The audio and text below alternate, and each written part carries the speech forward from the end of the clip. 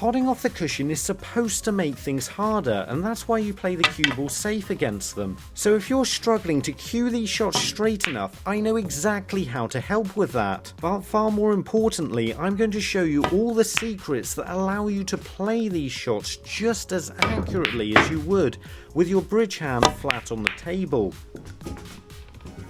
And by far the most crucial part of that is to select the perfect bridge for how far the cue ball is away from the cushion. When there isn't quite room to put your hand on the table, meaning you'd have too short of a backswing, ideally you want to be using something known as the looped bridge.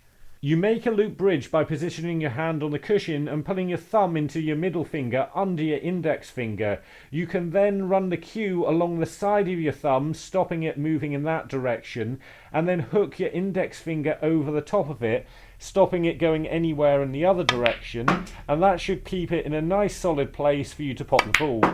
A loop bridge works perfectly until the cue ball gets too close to the cushion, because you won't be able to see where you're striking the cue ball over the top of your hand. So here you need to do something different. So place your fingers flat on the table with your knuckles hanging over the side, and this means you can run the cue along your index finger. Now if you bring your thumb up on the other side of your cue, again this stops it going in either direction. It's not quite as good as a loop bridge because the cue can still obviously travel up in the air, which it couldn't before, but it does mean I can easily see all of the cue ball, exactly where I need to strike, and it makes the pot from this position a lot easier. But this works by running the tip of your cue over the edge of the cushion. So if the cue ball's really close to the cushion or even touching it, you can't do this, and it's going to need a different bridge. However, this isn't too different from the previous bridge. All you need to do is start with that bridge, but this time push your thumb a little tighter into your forefinger, so instead of running between your fingers, the cue runs along the top of it, so it keeps it above the cushion and you're in the perfect position to pot the ball. So when I get a cushion shot, I can think to myself, that's tight against the cushion, so I need to use this bridge. Or if I'm a little bit further away and I want to play a more powerful shot with backspin, then I can use a looped bridge. And if the cue ball's a little bit too close to the cushion and a loop bridge would make my hand get in the way, I can just then run the cue along the cushion like this. But so far I've only shown you how to play these better. Here are the real secrets that help you play them like they're any other shot. This series of videos I'm calling The Secrets, where I explain all the vital information that you just won't get anywhere else. And we're going to begin with side spin, because most don't realise when you're striking off the cushion, you could be applying side spin even when it looks like you're striking the cue ball right in the centre. This is because a shot where you can put your hand on the table doesn't look the same to a shot you have to play off the cushion, and you'll probably find the closer to the cushion the cue ball gets, the further out your aim becomes. It's as a shot, not to a shot. Who cares? Stupid what you But you do need to know if you're striking the cue ball with unwanted side spin and how much. You can find this out by first making sure you're playing shots straight up and back through the spots with your hand on the table, and then play the same shot with the cue ball tight against the bolt cushion. As long as you got it dead in line with the spots, you should be able to do it the same again, hitting the cue ball in the same place. But you may find you're unwittingly imparting a small amount of side on the cue ball when it looks like you're striking the cue ball in exactly the same position. You can then use this to work out where the centre of the cue ball is. As you can see on the video, I'm not striking this in the centre, but your eyes can play tricks on you, and this looks to me like it is, even though it clearly makes me put quite a bit of left-hand side on the cue ball. And if you play around with this a little bit, you can work out exactly where the centre of the cue ball is. That to me looks all wrong, but if I play it down the spots, it'll actually come back pretty straight. And you can see on the camera, this actually is the centre of the cue ball. As I've already explained, depending on how far the cue ball is away from the cushion, the centre position will look slightly different. So you may want to try it from a few different locations until you're hitting it up and back through the spots from everywhere. But this makes a big difference to how straight you can cue the shots, especially if the white is tight up against the cushion. From this position, just a little bit of side spin will throw the cue ball off by a very long way. So if you're able to strike the cue ball a lot more centrally, you'll find it easier to aim, line up, and even cue straight.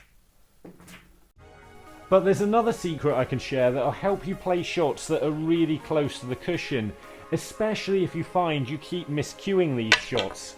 To avoid miscues, all you need to do is scrape the top of the cushion with the tip of your cue on the way through. So as you push your cue through, you also push the tip of your cue into the top of the cushion.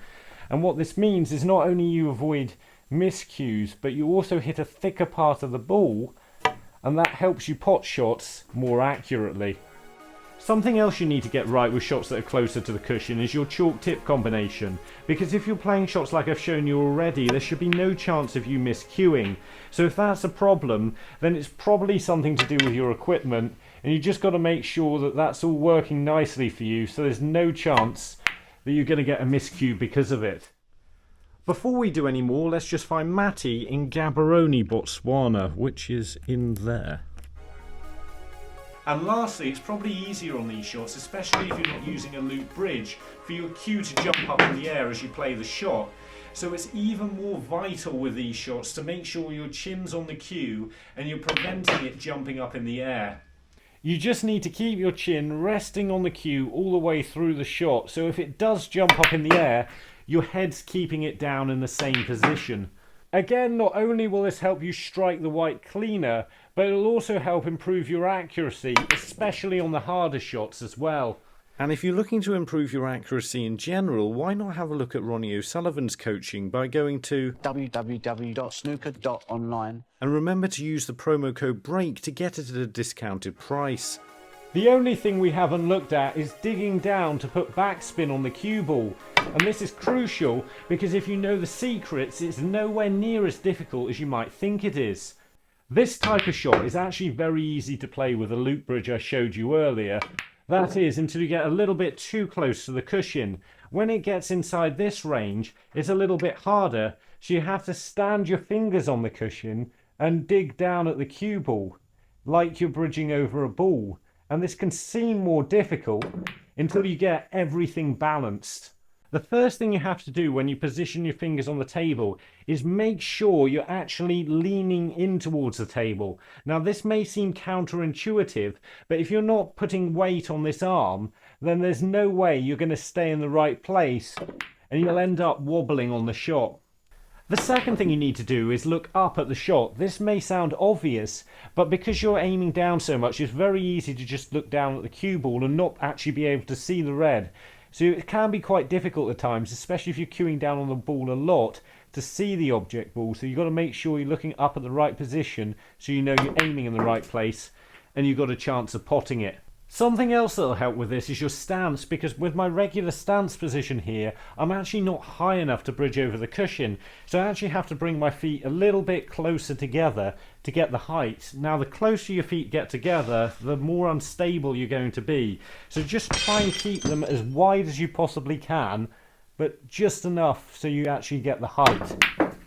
Finally, you want to be trying to play these shots with what I describe as a rotary motion. The way you do that is you dip your cue down a little bit on the way back, and it actually helps you push over the top of the cushion as you go through like that. Now this also creates a slightly smoother motion. So as I'm pushing the cue through here, I'm going to be pulling it back and it's going to lap over the top of my hand and go through. It's one smooth motion and it actually works a lot better. Everything you've seen so far has been part of the Snooker Secrets series, where I show you the things people don't usually tell you about the basics of the game, like the nuances of cueing off the cushion, for example. Or if you want to find the secrets to playing long pots more consistently, have a look at this video. And I've got another video here that shows you how to aim shot by shot in a break. And remember, don't just watch, play, and make the commitment to becoming a better player by subscribing to the channel and visit the website. See you later.